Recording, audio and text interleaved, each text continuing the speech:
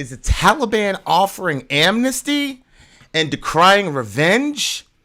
Let's talk about it, y'all. Middle America.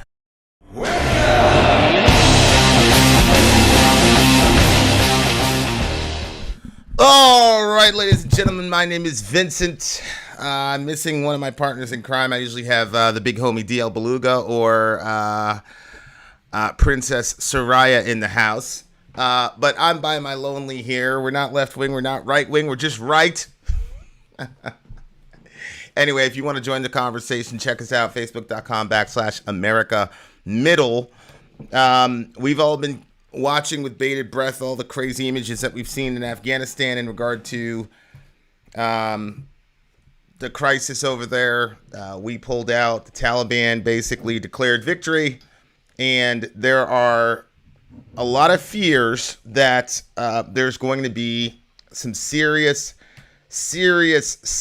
retaliation happening because, of course, the Taliban are, Muslim terrorists and they're horrible people. And that's what we're supposed to believe because our media says so. Now, obviously, there's a hint of sarcasm there. I do not believe that the Taliban are populated with very, very good people. The Taliban are Salafist Muslims. And as such, they have a different way of looking at the world. They have a different understanding of democracy, things of that nature. And they also impose what's called the Sharia, which is simply the Arabic term for law as far as, handling your business in day-to-day society. They have a different role. Or they have a different way of looking at it.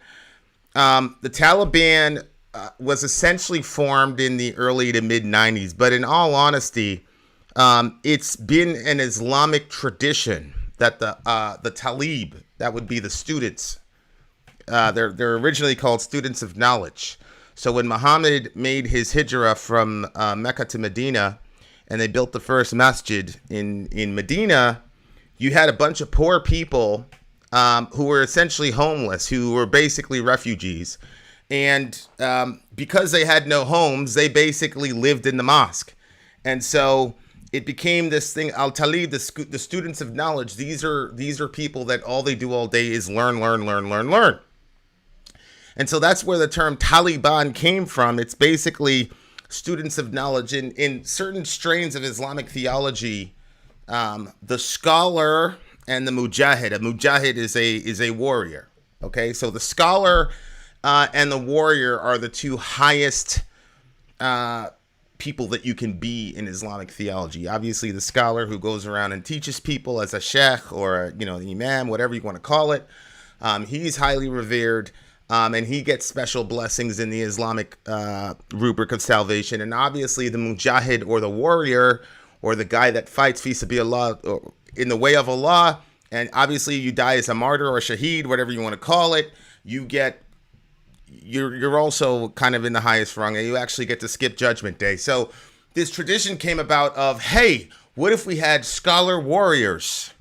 Okay, so the Taliban is an iteration of that scholar warrior sort of elite class of Muslim that's been going around since literally the first Islamic century. They were formed officially as the term Taliban to fight off the incursion of the Russians. And of course, that's where the whole, we trained bin Laden, yada, yada, yada, yada, yada came from, right? This idea that we created the Taliban, that's not true. Islamic history is replete with, prototypes of the Taliban, and they bounded together to fight the Russian occupation. That's what happened. Now, because these guys are so close, and the Salaf, you guys have probably heard about Salafist Islam. The Salafists believe that the best way to practice Islam is to be as close as you possibly can to the original followers of Muhammad, and so hence you get the term Salafist. Okay, so we supported the Taliban and the Salafist Muslims because they were fighting the Russians in much the same way that the Russians supported the Viet Cong when we were fighting them. And it's essentially similar, the same issue. So that is the background to who that's the background to who the Taliban are. Okay, there's a deep seated Islamic history in regard to the Taliban. Okay, so now somebody sent me this video, and so now I'm going to watch it and comment on it, and let's try it. Let's see what happens.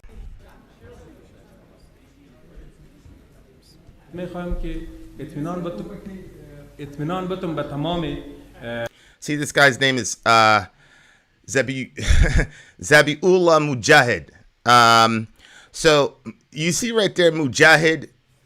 So M-U in Arabic kind of stands for ER in English. So a person who skates is a skater, right? In Arabic, they would be a muskate. You get it? So jihad means to struggle or to fight, right? Jihad. So you see that word jahid. That's how you conjugate the verb, right? So a mujahid is a jihader or a fighter, okay? So this guy is the mouthpiece of the tally, and he's about to explain what's going on. So there you go. As a matter of fact, the guys in the mid 90s who were fighting the Russians were called the Mujahideen. So IN in Arabic functions kind of like an S, okay? So when you say the Mujahideen, what you're saying is those who fight, or it's the plural of warrior, basically, okay? Not that anybody cares about, the Islamic stuff, but I find it interesting, so do what you want. Okay, so here we go. Your sarcastic comment made it sound like you thought pulling out was a bad move. No, I don't believe that pulling out is a bad move. I believe pulling out is what should have been done from the beginning, because I don't think we should have brought in the giant conventional force of the U.S. military into Afghanistan. I think a couple intelligence agencies triangulating with, DevGru and combat applications elements would have solved the problem. But obviously it was clear that we were not in Afghanistan only because of bin Laden. Okay, so we continue.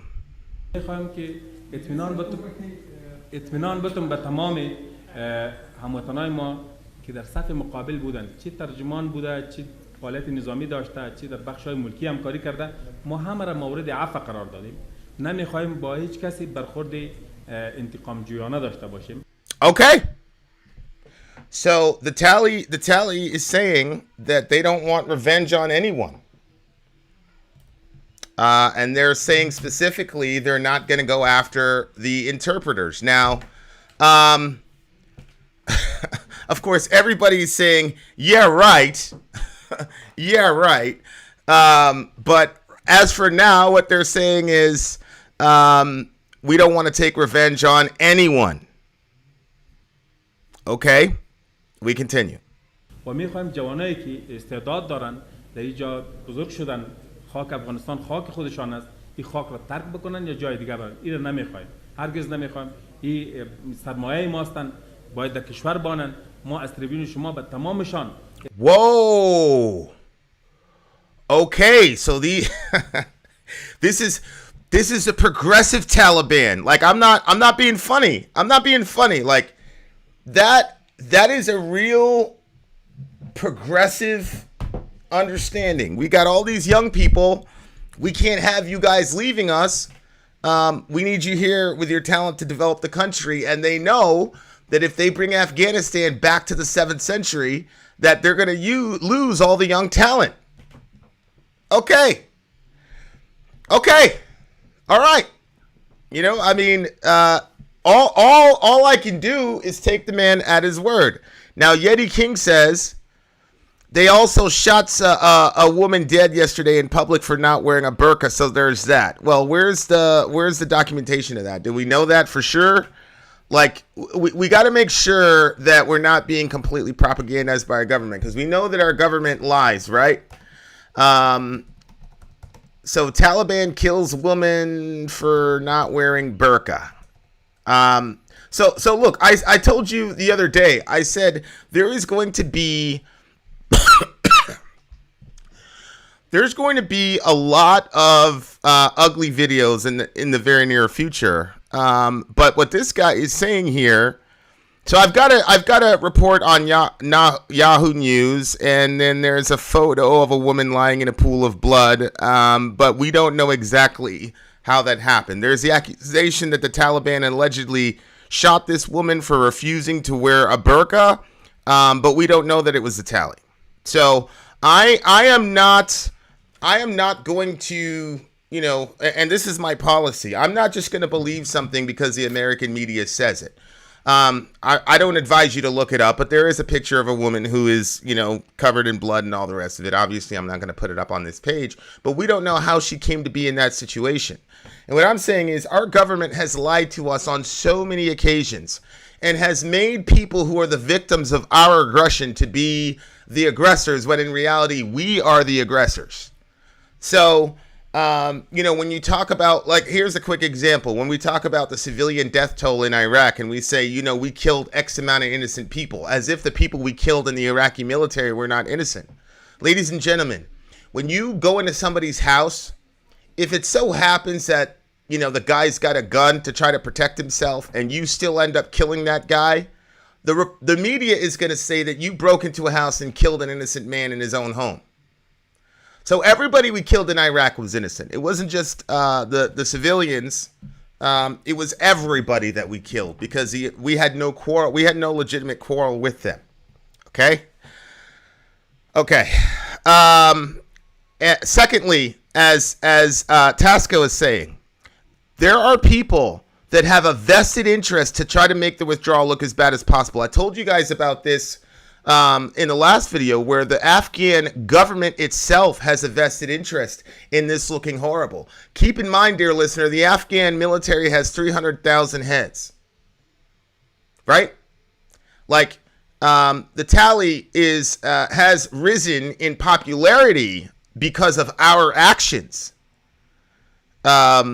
Listen, if you drone bomb somebody, that's the easiest recruiting tool of all time. So we've been doing the Tali's work for them. But this guy is saying that I'm giving assurance, we're giving our word as the Taliban, we are not trying to take revenge. Now, the intro to this video says interpreters are getting amnesty, which is really, really huge because I've known a couple interpreters who are not on the planet anymore for working with U.S. Assets. So for them to say we're going to give interpreters a pass is massive, massive, massive. And again, if they're telling the truth, then this is really good news. We continue. So I want to rewind it a little bit because this guy is also talking about the youth of Afghanistan, not just the interpreters. That's huge. داشته باشیم و می‌خوایم جوانایی که استعداد دارن در اینجا بزرگ شدن خاک افغانستان خاک خودشان است این خاک را ترک بکنن یا Okay, so by the way, when he says the youth can't leave our country, like on the one hand that sounds very progressive and positive, but because it's coming from the Tali, it's kind of like a threat too, right? Like y'all ain't going anywhere. It could be interpreted as a threat, but so far it's good news.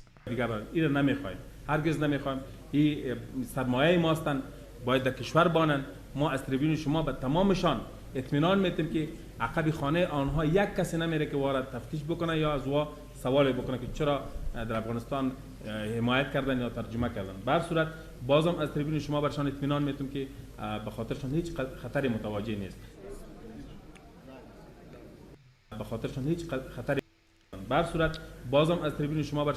want to assure them they don't face any threat from us.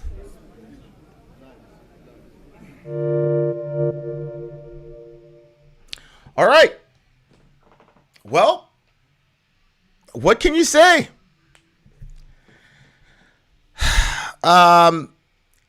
Look, Steven, send me an email, vinensor@gmail.com. Dan says, it turns out the Tali isn't as bloodthirsty as American business interests. Guys, who said this? Here's what River said. However, I'm not going to take the Taliban at their word either if they're being honest good. It'd be the first time bombing made someone more moderate for sure. Well, some of that has to do with Islamic history. So let me give you guys an example about Islamic history. Why I'm actually leaning more towards believing this guy. Here's why. Muhammad gets chased out of Mecca. So Muhammad is born and raised in Saudi Arabia. He's from this tribe called the Qurayshi tribe. Okay, so the Quraysh. If you're from Quraysh, you're a Qurayshi. Like if you're from America, you're Al-Amriki. So Anwar al-Awlaki, he was from the Awlak tribe in Yemen. That was his lineage. Anyway, so Muhammad is born and raised in Saudi Arabia, Mecca. And then he gets, at 40 years old, he gets this revelation that he's the final prophet and that all the gods that are worshipped in the Kaaba are false gods. So he goes and starts preaching. He gets a small crew around him. But then the Meccans quickly started to torture Muhammad's crew because they had a financial stake, ironically enough, in the idolatry that was happening because Mecca functioned like Manhattan. It was strategic in the trade routes. And so you'd have people from all over the world coming in and you had this one-stop shop where you had all these idols, right?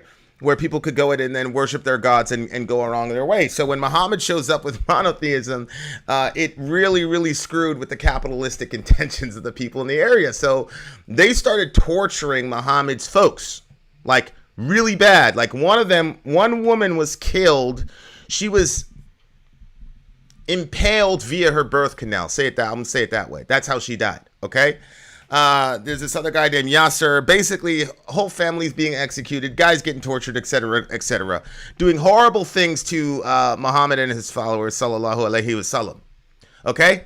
And so Muhammad has to flee. So half of his crew flees to Abyssinia because the Christians were protecting him. True story. If it wasn't for a African Christian named Najashi, there would be no Islam today. But we continue. So a bunch of them go to Abyssinia and then the rest of them go to Medina. Everybody, Medina's famous. So Muhammad has all these skirmishes with these folks back and forth. They sign a treaty, yada, yada, yada. Well, eventually over time, Muhammad gets a 10,000 deep crew, which back in the 6th century was massive. So Muhammad marches back into Mecca. Now keep in mind, the Meccans had tortured his people, killed a bunch of people in his family, killed Hamza, one of his favorite uncles, killed Hamza, mutilated his body, ate his liver, whole 9 yards. It's really, really sick shit, terrible stuff, right? So Muhammad rolls into Mecca 10,000 deep. Okay, the Meccans are completely dead to rights. There's this dude named Abu Sufyan. Abu Sufyan is scared, is scared to death. He's like the last leader of the resistance in Mecca, and he was like terrified. Okay, there's 10,000 people. So Muhammad rolls up into Mecca, and everybody's expecting a massive bloodbath. And Muhammad said, "What do you think I'm going to do to you?" And they said, "We expect from you khair." Khair means good. So they chased this dude out of his birth city, killed a bunch of his followers, murdered his family. And now when he comes back 10,000 deep and they're dead to rights, they're like, "We expect good from you." Well, it turns out that Muhammad said, "Yes, I'll be merciful to y'all." Now, there was a kill list, okay? There was a kill list. But even the people on the kill list, half of them didn't get executed because they begged for clemency or mercy, okay? So here's my point. My point is there is absolutely a strong tradition in Islamic history of forgiving and moving on, even among Salafist Muslims, right? There's a strong tradition of that. Secondly, your word is your bond in Salafist Islam. This guy came out in public and made a statement and put their honor on the line. And that's huge. So one story is there's these two famous battles in Islamic history. One is the Battle of Badr. The Battle of Badr is basically the most important battle. And this guy basically got caught. He was a Muslim guy. And then he promised the bad guys, "I will not fight with the Muslims against you." So there's a second war battle called the Battle of Uhud. And so the guy goes up to Muhammad and says, "Ya Rasulullah, I want to come fight with y'all." And Muhammad says, "Okay, get your sword, let's go." And the guy said, "But I made a covenant with the Quraysh that I would not fight on your side in the next battle." Muhammad doesn't say, "Man, screw that, who cares, we can like." Muhammad says, "Well, then you have to sit this one out." So the early Islamic example is when you make a treaty or you make a public declaration of peace, you have got to follow it through and you have to maintain it. One last one I'll give you is there's this thing called the Treaty of Hudaybiyah.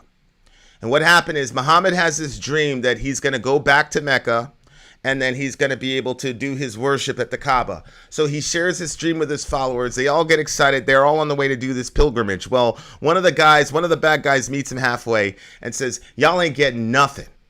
We're not letting y'all in here. And the only way we're going to let you live is if you follow all the terms of this treaty. Well, the terms of the treaty was crazy. One of the terms was if one of your people, if a Muslim guy shows up, right, from Mecca, you have to turn him back. Now, keep in mind, they've been torturing these people, right?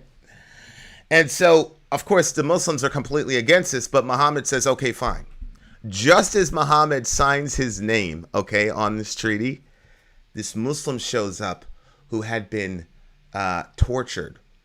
He broke free and he escapes. And he runs up to Muhammad and the rest of the Muslims. He says, Ya Muslimin, Ya Rasulullah, I am a Muslim. I'm being tortured by these kafarun, these unbelievers. Get them off of me. Well, Umar ibn al-Khattab, who is like, he's a gangster. He's like the gangster one out of the whole crew. Like Umar, like he was no joke. Like he was extreme. He was like 6'4", 250. He was so intimidating. A barber like collapsed, fainted because he was cutting Umar's hair, and Umar said something. His voice scared him. So Umar is like ready to tool up and get busy. And Muhammad said, you can't do that. We just made a deal with this guy. So we can't do that. So my point is, look, Muhammad, there is enough in Islamic history that says if you make a statement or a commitment that it's a binding contract, that you have to follow it through. A lot of times we project our mentality onto other people. They actually have an extremely high value on following through and all this other jazz. They really, really do. So I think it's positive to some degree. To be honest, the Taliban is a bunch of foreigners on foreign lands. Why are they worried about them when we are on fire? Yeah, I mean, why we're worried about the Tali is a very interesting question. We still have people in our side of the planet that are suffering, that are living under bridges, that are dying of preventable diseases. And now we're talking about that. Last thing I'll say is Salahuddin. Salahuddin, or most people have heard it as Saladin. You guys heard of Saladin during the Crusades. Salahuddin was one of the greatest warriors in Islamic history. And one of the things that is a marker of Salahuddin is the fact that he was so just. So, for example, he had a bunch of Christian prisoners of war. And he essentially let them all go for free, which is completely rare. There was one guy that he executed, but the guy deserved it. You would have executed him too. And he gave the guy some milk and then he executed him. Famous story. But my point is, again, there are enough instances in Islamic history, Salahuddin being the most major example of hardcore warriors who are still students of knowledge, like Al-Talib, right? They're still students of knowledge who are hardcore warriors, but they operate in a just and they operate in a merciful fashion. So there's enough in Islamic history. If the Taliban wanted to be merciful, there is enough for them to call on it to do that. Now, if the Taliban wanted to be ruthless, there's enough in the Quran and Ahadith and the Sirah literature to justify that as well. My thing is, they came out and said this publicly. So now their honor is on the line. So I actually think that they could actually be in good shape. One of our sisters is $40K in medical debt. Let's just talk about this for a second. And MJ, you shared it, sis. So thank you for this. So here's MJ, $40,000 in debt. I think, what is it? We spent $300 million a day in Afghanistan. We had a stretch where we were spending $300 million a day to kill people who have done no harm to us and literally would be impossible for them to harm us. $300 million a day. Meanwhile, our sisters in this situation. I'm sure it was something that was outside of her control as a medical debt. $40,000. And yet, when my kids went to church to try to get, I shouldn't have said that because I don't want to drag Christ's name through the mud.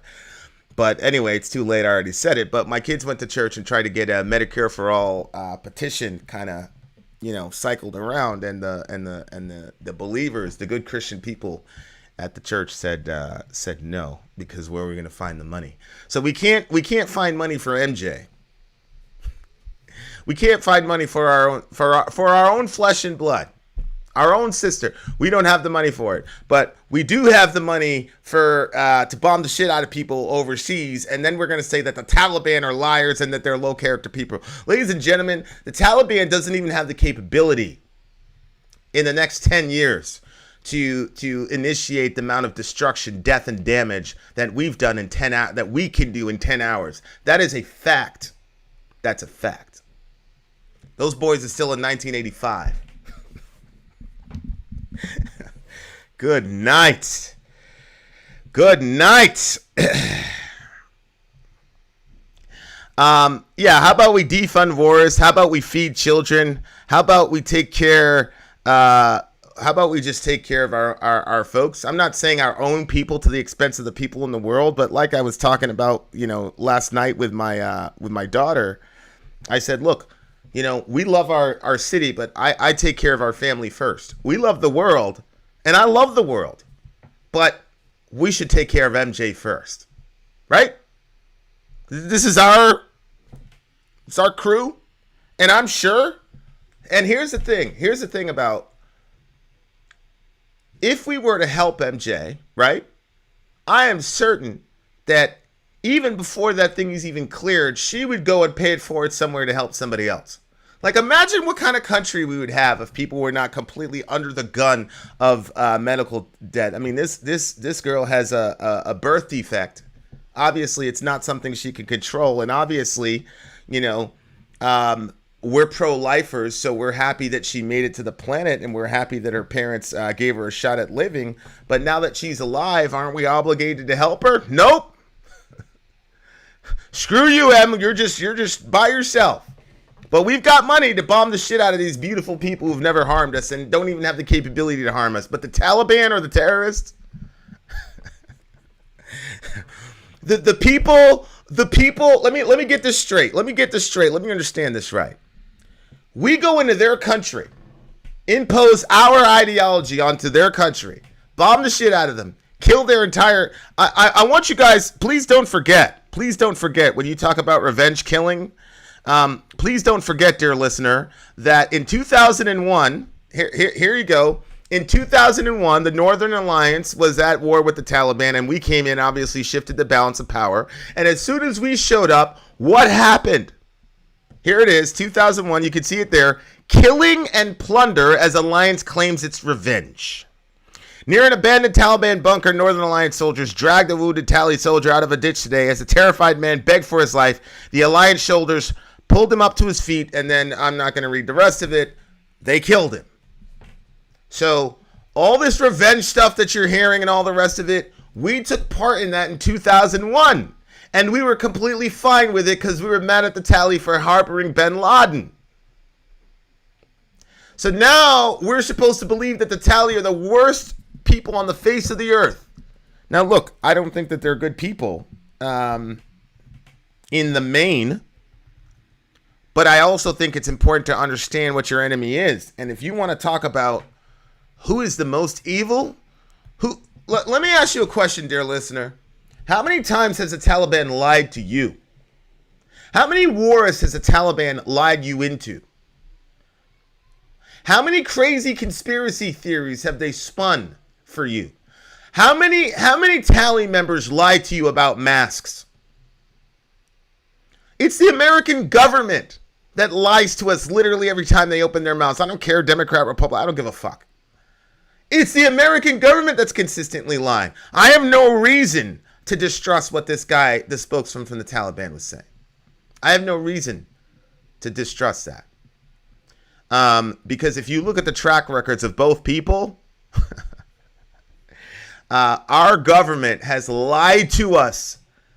Look, guys, think about this. You literally live in a country where people will post something on Facebook, it'll be funny, and at the end they'll say Epstein didn't kill himself.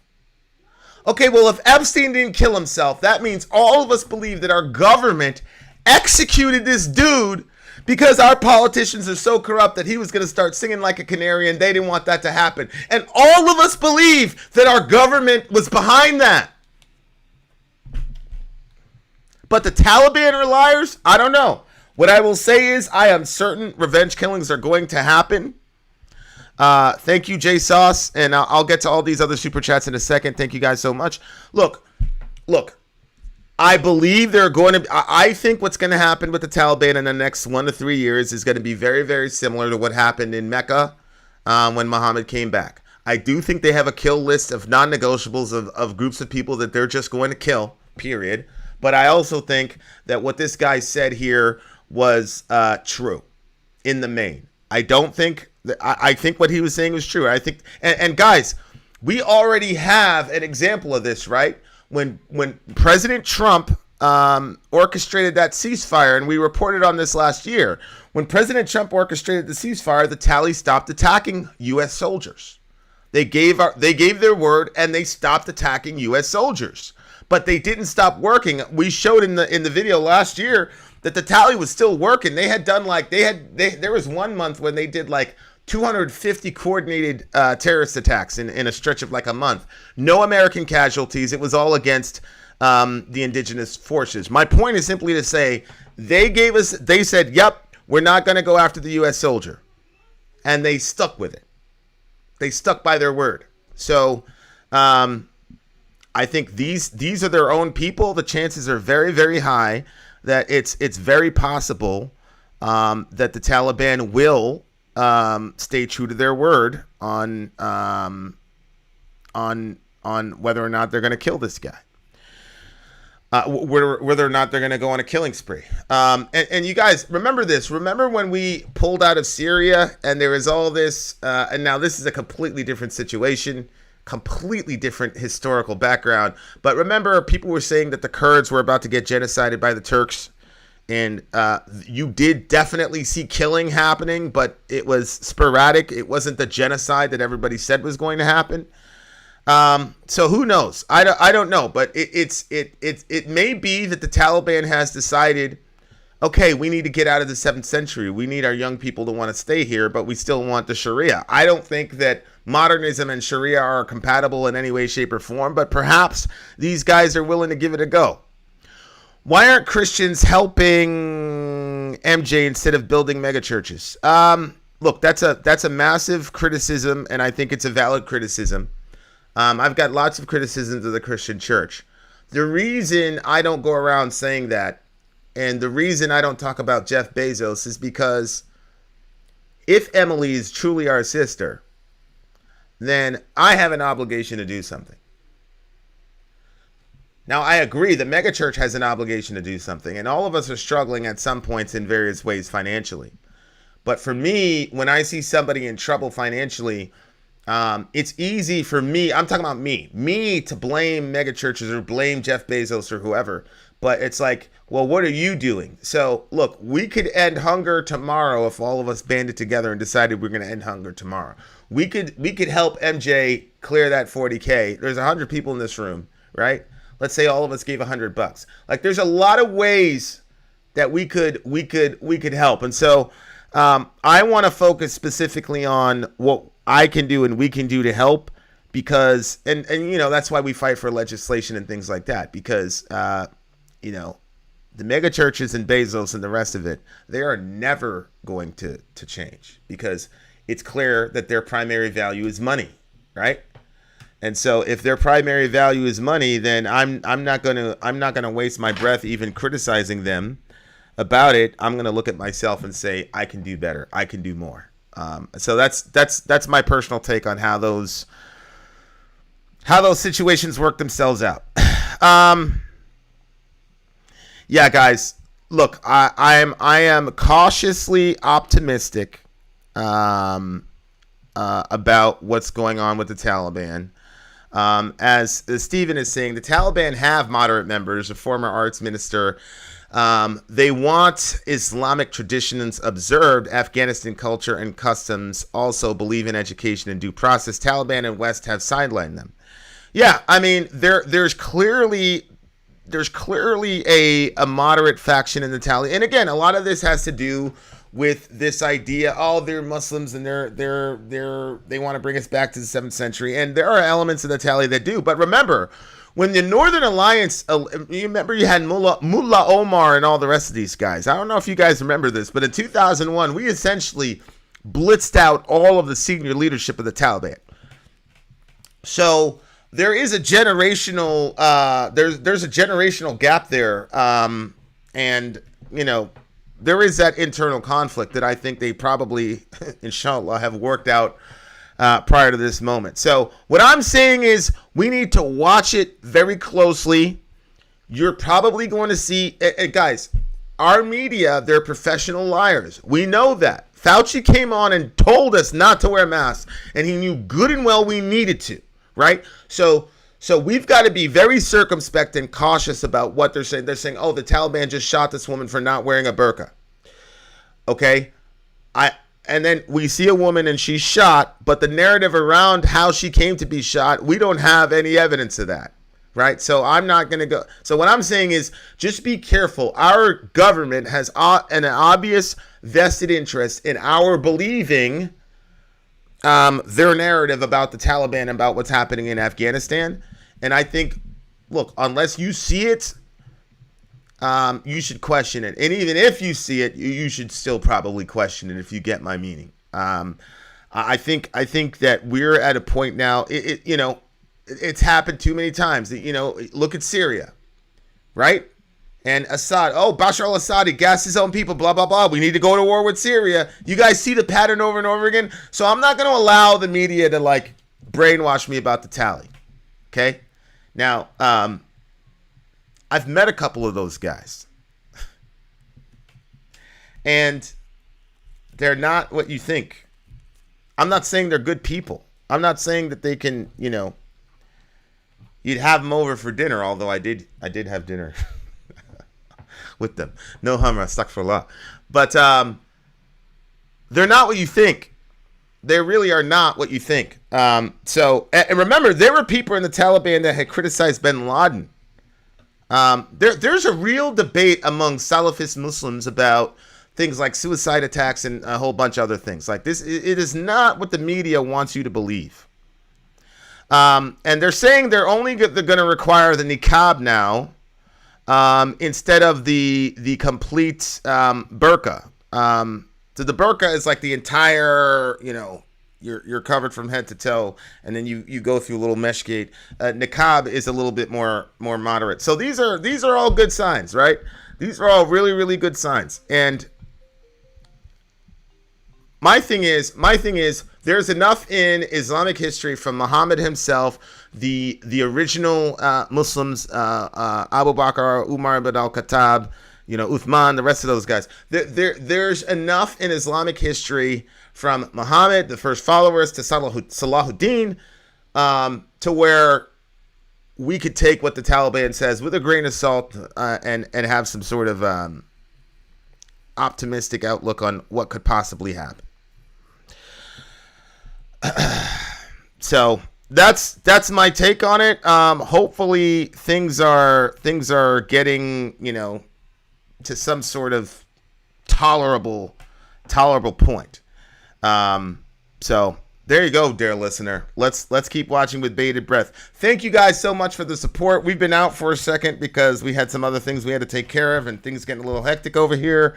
But I should be back to my regular streaming schedule, and I'll eventually release that Jimmy Dore interview. Much love to all you beautiful people.